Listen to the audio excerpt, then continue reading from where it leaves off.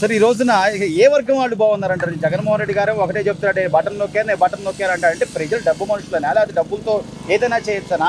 ఈరోజు రాష్ట్రంలో అభివృద్ధి కానీ లేకపోతే ఈ యువత డ్రగ్స్ బారిన పడిపోయి గంజాయి, అసలు 4.5 ఏళ్ల పరిపాలన. అందరికీ నమస్కారం. ఈ 4.5 ఏళ్ల పరిపాలన చూసుకుంటే కనుక మనం ఒక పదవిలో ఉన్నా, ఒక సబ్జెక్ట్లో ఉన్నా వెనకాల ప్రజలు చూస్తుంటారు. నేను ఇప్పుడు ఎమ్మెల్యేగా ఉంటాను, ఉదాహరణ ఫర్ ఎగ్జాంపుల్ ఉంటే నేను ఏదో చేస్తా, కానీ వెనకాల పెద్దలు చూస్తుంటారు, ఓటర్లు చూస్తుంటారు, ఓట్లు గౌరవంగా ఓట్లేసి గెలిపించిన వాళ్ళు గమనిస్తుంటారు. కాబట్టి ఈ 4.5 ఏళ్ళు జగన్ పరిపాలన చూస్తే కనుక ఏం బాగాలేదు. ఏమి అసలు 100లో 25% కూడా లేదు. కనీసం 50% ఉన్నా మళ్ళీ విషయం ఉండేదేమో. 25% కూడా లేదు.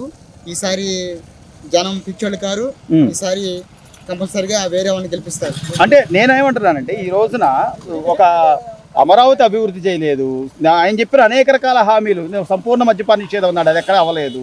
లేక కనీసం ఇక్కడ ఏ రోజు ఏం మద్యం తాగుతున్నారో కూడా తెలియకుండా కుటుంబాల్లో గొడవలు, ఎక్కడా కూడా ప్రతిరోజు పని లేదు, ఒక 500 రూపాయలు సంపాదించుకునే ఇది లేదు, అన్నా క్యాంటీన్లు తీసేసాడు.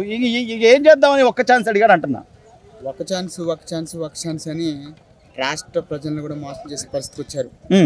ఒకటి అన్నా క్యాంటీన్లు, ఏ ప్రభుత్వంలోనైనా ఎవరైనా సరే 5 రూపాయలకు భోజనం పెడతానంటే ఒక మంచి పని చేస్తుంటే కారు ఆపి కూడా తింటారు, కూడా తింటారు. అది లేకుండా ఇది లేకుండా తీసేసింది కాక ఒక్క ఛాన్స్ అని వచ్చేసి అందరినీ నట్టేట ముంచేట్టుగా పరిస్థితులు చేశారు. ఈరోజు పెరిగిన కరెంటు బిల్లులు, నిత్యావసరాలు, గ్యాస్, పెట్రోల్ గానీ గ్యాస్ గానీ ఒక టమాటా రేట్ గానీ ప్రతి ఒక్క వస్తువు నిత్యావసరాల్లో అన్ని రేట్లు ఎక్కువే. గత ప్రభుత్వంలో పోల్చుకుంటే కనుక ఈ ప్రభుత్వం గత ప్రభుత్వానికి ఏమి లేదు, అసలు డౌన్ అయిపోయింది. లేదు గౌరవ సీఎం గారు, మీరు ప్రజలు చూస్తున్నారు కాబట్టి మీరు చదువుకోవడం మంచిది. ఎందుకంటే మద్యపాన నిషేధం అన్నాడు, ఎక్కడ చేశారు గౌరవ ముఖ్యమంత్రి గారు? ఎక్కడ చేయలేదు, ఎక్కడ లేదు కూడా. అభివృద్ధి లేదు, ఉద్యోగాలు లేవు, పనులు లేవు, అసలు సొసైటీ లేదు, ఏమీ లేదు. వ్యవసాయం రైతులు ఇదే చివరిదంటారా జగన్మోహన్ రెడ్డి గారికి ఎన్నికలో? అంటే యువత కాదు, లేకపోతే మహిళలు కాదు, ఎన్నో రకాల హామీలు ఇచ్చిన నేపథ్యంలో ఈ 2019 నుంచి ఇప్పుడు మరికొద్ది నెలల్లో ఎన్నికలు రాబోతున్నాయి 2024. అసలు ఏం జరిగింది, ఏం జరగలేదు, ఏం జరిగిందంటారు? ఈ రాష్ట్రాన్ని ఇప్పటి వరకు కూడా దాదాపు 22-23 ఇతను ముఖ్యమంత్రిగా పరిపాలించారు. కానీ బూర్గులు కానీ, టంగుటూరి కానీ, లేకపోతే ఇంకా చెన్నారెడ్డి గారు కానీ, కోట విజయరెడ్డి గారు కానీ, ఎన్టీ రామారావు గారు కానీ, దాదాపు 20 ముఖ్యమంత్రులు ఇంత నీచ నికృష్ట మ్లాన హీన దీనమైనటువంటి ముఖ్యమంత్రిని, రాక్షస పరిపాలన, కక్ష సాధింపు, రావణాసురుని తెగటత్తానికి రామచంద్రుడు ఏ విధంగా ఉద్భవించాడు, ఆ విధంగా ఈనాడు యువతే కాదు అనేకమైనటువంటి పసిపిల్లల దగ్గర నుండి 99 ఏళ్ల వృద్ధుల వరకు కూడా ఈ ప్రభుత్వాన్ని అసహించుకుంటున్నారు. కక్ష సాధింపు పనికిరాదు. ప్రభు అనేటువంటి వాడు ఎట్లా ఉండాలంటే అందరూ నా బిడ్డలే, అందరూ నా ప్రజలే అనే ఉద్దేశంతో ఉండాలి. కానీ గెలిచిన తర్వాత అపోజిషన్ వాళ్ళనే మర్యాదగా చూడాలి. ఎప్పుడు కూడా వాళ్ళు కూడా అసెంబ్లీలోకి వచ్చిన తర్వాత వాళ్ళ విధానాలనే వాళ్ళని కూడా గౌరవించే విధంగా ఉండాలి, కానీ వాళ్ళని కించపరిచే విధంగా. జగన్మోహన్ రెడ్డి గారు మీరు అన్నట్టుగా అధికారం వచ్చే దగ్గర నుంచి ప్రజావేదిక కూల్చేసిన, లేకపోతే అనేక రకాలుగా ప్రతిపక్షాల గొంతు నొక్కేసే ప్రయత్నం చేసిన, కన్నా లక్ష్మీనారాయణ లాంటి సీనియర్ నాయకుల మీద కూడా రాళ్ల దాడి చేశారంటే అసలు ప్రజాస్వామ్యం ఉందంటారా సార్? ఏనాడు నశించిపోయింది. 2019లోనే నశించిపోయింది. ప్రజాస్వామ్యం లేదు, ప్రజలకి రక్షణ లేదు. ఒకళ్ళేంటి, ఒక డాక్టర్ లేంది, ఒక యాక్టర్ లేంది, ఒక మినిస్టర్ లేంది, మాజీ మినిస్టర్ లేంది, యువకులు లేంది, ఎంత మందిని బలి తీసుకున్నాడు. ఇటువంటి ముఖ్యమంత్రిని చూడకూడదు, ఇటువంటి ముఖ్యమంత్రి రాకూడదు ఎప్పుడు. ఎప్పుడు కాదు, 2029 కానీ మళ్ళా 34 కానీ ముందు అయినా సరే పొరపాటు కూడా ప్రజల అవకాశం ఇస్తే భస్మాల హస్తం అంటున్నాడు చంద్రబాబు నాయుడు గారు. ఇంకా విపరీతమైన హస్తం ఇది. సో ఈరోజు సొంత చెల్లి నేను జగన్ వదిలిన బాణాన్ని అంది, తల్లి నా ఒక్క ఛాన్స్ ఇవ్వండి అయ్యా మా అబ్బాయికి అంది. మరి ఈ రోజు వాళ్ళిద్దరు లేరుగా, ఇంకా రాష్ట్ర ప్రజలంతా నా పక్షానే ఉన్నారంటాడు. జైలులో ఉంటే జగన్ వదిలిన బాణం అన్నాడు. ఈనాడు ఎవరిని వదిలాడు? జగన్ వధించే బాణం. జగన్ వధించే బాణం ఇప్పుడు ప్రయోగిస్తుంది. వధిస్తారు తప్పనిసరిగా. ఆమె క్లారిటీగా చెబుతుంది, అన్ని పార్టీల గురించి చెబుతుంది, కుటుంబ సమస్యల గురించి చెబుతుంది, ఈయన చేసినటువంటి దురాఘాతాల గురించి చెబుతూ ఉంది. వైఎస్ రాజశేఖర రెడ్డి పరిపాలనా విధానానికి ఈయన పరిపాలనా విధానానికి నక్కకి నాగలోకానికి ఎంత తేడా ఉందో అంత తేడా. కానీ మా కుటుంబాన్ని విడదీస్తున్నారని మళ్ళీ సింపతి కార్డు వాడుతున్నాడు ఈయన. కుటుంబాన్ని ఎవరెవరు తెస్తారు? ఇన్ని సంవత్సరాల నుంచి విడగలేదే. అవును, వచ్చేసినప్పుడు షర్మిల గారు చెప్తుంది ఎవరి వల్ల గొడవలు వచ్చినాయి, ఎవరు ఇబ్బంది పెట్టారు, ఇబ్బంది పెట్టింది. మరి ఆమె చేస్తుంటే త్యాగం, మరి ఆమె వల్ల కూడా గెలిచాడు కదా.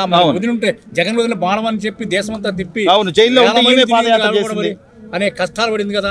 అటువంటి సొంత చెల్లిని సొంత బాబాయినే కోడి కత్తి అది సమయానికి నమ్మారు. అవును, చంద్రబాబు చేసినటువంటి చిన్న తప్పుల వల్ల జనమందరం నమ్మేసేసి, అంటే రాజ్యాంగం కల్పించిన హక్కులు వాళ్ళ హక్కులు వాళ్ళని కాపాడడం తప్పంటారా? చంద్రబాబు నాయుడు చేసింది అదే. ఈ రోజున ఆయన పాదయాత్ర చేస్తాడు చేసుకోనిమన్నాడు, ఓదార్పు యాత్ర చేస్తాడు చేసుకోనిమన్నాడు. అంతేగాని ఇలా ఎక్కడికక్కడ కేసులు పెట్టడమో లేకపోతే వాళ్ళు ఇబ్బంది పెట్టడం, రాళ్ల దాడి చేయడమో ఇవన్నీ చేస్తుంటే జగన్మోహన్ రెడ్డి అధికారంలోకి వచ్చేవాడు కాదు. మరీ ఎక్కువ మానవతా దృష్టి పోయాడు. వాళ్ళు ఏం చేస్తున్నారంటే వీళ్ళు ఎక్కడ దాకా సినిమా యాక్టర్ చూస్తున్న చూడండి, దిగంబర వేషం కాడికి వచ్చేసారు. ఆఖరికి సాక్షాత్తు ఎంపీ మొత్తం బట్టలు పది ఈ 4.5 సంవత్సరాల పరిపాలన చూసాం. నా తండ్రి పాలన అందిస్తా అన్నాడు, నా తండ్రిని చూడండి అన్నాడు, మా చెల్లెలు చెప్పింది కదా, లేకపోతే మా అమ్మ చెప్పింది కదా, బైబుల్ పట్టుకుని అనేక రకాలుగా చెప్పారు. ఇంకా ప్రజలు నమ్మి 2024 ఎన్నికల్లో మళ్ళీ ఇంకోసారి మోసపోయే పరిస్థితి ఉందా? ఏ పరిస్థితులు ఇక మోసపోరు, ఇక మోసపోయే పరిస్థితి లేదు. తెలుసుకున్నారు ప్రజలందరూ కూడా. రైట్. అందుట్లో పవన్ కళ్యాణ్ బాగా తెలుసుకున్నాడు. తెలుసుకుని ముందు రాక్షస పరిపాలన అంతా ఉండించాలి, తర్వాత పరిపాలన విధానం, తర్వాత రాక్షసుని నుంచి వధ నుంచి ఈ రావణాసుడు 10 తలకాయలే, 11వ తలకాయ ఉంది. ఈ 11వ తలకాయను కూడా తీసేస్తే గానీ అప్పుడు ఈ రాష్ట్రం బాగుపడదు. ఈ రాష్ట్రం బాగుపడాలంటే ఇన్ని వేల కోట్లు, 11,056,000 కోట్లు ఈ రాష్ట్రానికి అప్పు చూపించేశాడు. పని చేయకుండానేమో జగన్ గారు చూపిస్తున్నాడు. ఎన్ని వేల కోట్లు? పోలవరం ప్రాజెక్టు కట్టాడు, అనేకమైన ప్రాజెక్టులు కట్టాడు, అనేకమైన చూపించాడు. చంద్రబాబు చేసిన పని. ఈయన ఒక్క ప్రాజెక్ట్ నిర్మాణం లేదు. ఏం చేశాడు? ప్రజలైతే తెలుసు, ప్రజలకైతే క్లారిటీ ఉందంట. క్లారిటీ 100% ఉంది. పైగా భగవంతుడు అసామాన్యుడు, చూస్తున్నాడు. ఏం చేస్తున్నాడు? దుర్మార్గాన్ని ఖండిస్తాడు తప్పనిసరిగా. దుర్మార్గాన్ని 100% ఖండిస్తాడు. ప్రజల్ని వేధించినటువంటి ముఖ్యమంత్రి ఎవరు లేనింతవరకు, ఇంత ముఖ్యమంత్రి లేడు. ఇది సమస్యలు వస్తుంటే పని చేయలేకపోవచ్చు, అసమర్థుడు కావచ్చు, లేకపోతే చేయొచ్చు, గాని ఇంత ప్రజల్ని వేధించే ముఖ్యమంత్రి లేడు. అందుట్లో ప్రతిపక్షాన్ని వేధించేవాడు ఎక్కడంతవరకు లేని ప్రజా గొంతుక కట్టేసేసాడు. ప్రతిపక్షాన్ని విమర్శ లేకుండా, వాళ్ళు ఇచ్చేటువంటి సూచనలు పాటించకుండా, వాళ్ళు ఏమిస్తారు? ప్రతిపక్షాలు దేనికి గుర్తున్నారు? వాళ్ళు నీతో పాటు ఎమ్మెల్యేగా గెలిచారు. వాళ్ళు గెలిచినటువంటి వాళ్ళు వాళ్ళ డెసిషన్స్ ఏందో, విధానం ఏందో, ప్రజల యొక్క మనసులో ఉన్నటువంటి ప్రతినిధి అర్థం చేసుకుని కాన్సెన్స్ ఈ విధంగా ఉంది, ఈ విధంగా ఉంది కాబట్టి ఈ కోరికలతో ప్రజలు ఉన్నారు, మనం చేస్తే బాగుందని. అసెంబ్లీ అయిన తర్వాత అసెంబ్లీ అంటే అందరూ ఒకటే, ఈ ప్రతిపక్ష అక్కడ ఉండకూడదు. 24 అయితే ఖచ్చితమైన తీర్పు అయితే వస్తుందంట. 100% వస్తాయి. 145 దగ్గర నుంచి 150 వరకు గట్టిగా వస్తాయి.